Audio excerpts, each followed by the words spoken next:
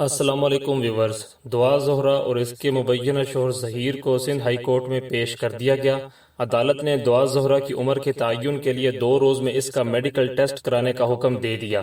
دعا زہرہ بازیابی کیس کی Sindh high court میں سماعت کے آغاز پر دعا کے والد کے وکیل الطاف کھوسو نے کہا کہ لڑکی کی عمر کم ہے، اغوا کا مقدمہ درج کرایا ہوا ہے۔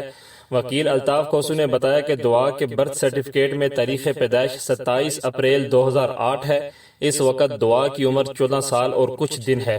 عدالت نے ایڈوکیٹ جنرل سندھ سے استفسار کیا کہ لاہور میں کیا کیس ہے۔ ایڈوکیٹ جنرل نے بتایا کہ لاہور ہائی کورٹ میں لڑکے کے والدین نے ہراساں کرنے کی درخواست دائر کی ہے۔ ایڈوکیٹ جنرل نے بتایا کہ شادی وہاں ہوئی ہے، بچی اپنی مرضی سے گئی ہے، یہاں اس صوبے میں کوئی جرم نہیں ہوا ہے۔ ایڈوکیٹ جنرل سندھ نے بتایا کہ پنجاب پولیس نے دعا زہرہ اور ظہیر کو پیش کرنا ہے۔ جسٹس جنید غفار نے ریمارکس دیے کہ ابھی لڑکی بیان دے گی، اغوا کا مقدمہ ختم ہو جائے گا۔ عدالت نے دعا زہرہ سے حلف لینے کی ہدایت کر دی۔ دعا زہرہ نے عدالت میں کہا کہ میرا نام دعا زہرہ ہے، والد کا نام مہدی کاظمی ہے۔ عدالت نے سوال کیا کہ آپ کی عمر کیا ہے؟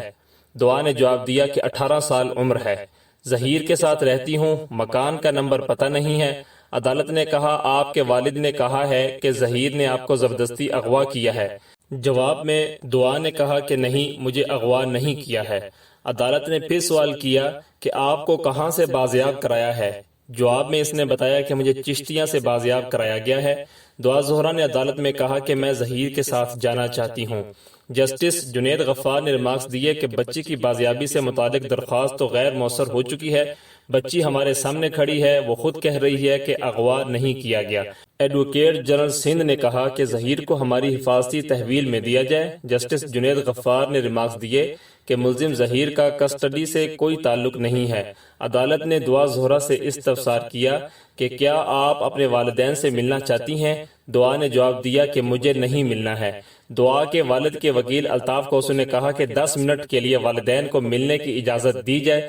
جسٹس جنید غفار نے کہا کہ بچی نہیں ملنا چاہ رہی تو ہم کیسے حکم دے دیں؟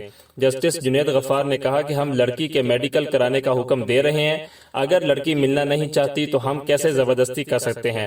والدین کھڑے ہیں، پریشان ہیں، مگر ہم نے قانون کو دیکھنا ہے۔ عدالت میں دیے گئے بیان کے بعد سندھ ہائی کورٹ نے تفتیشی افسر کو عمر کے تعین کی ہدایت کر دی اور کیس کی مزید سماعت 8 جون تک ملتوی کر دی۔ اس سے قبل پولیس نے دعا زہرہ کی عدالت میں موجود والدین کو بیٹی سے ملوانے سے انکار کر دیا۔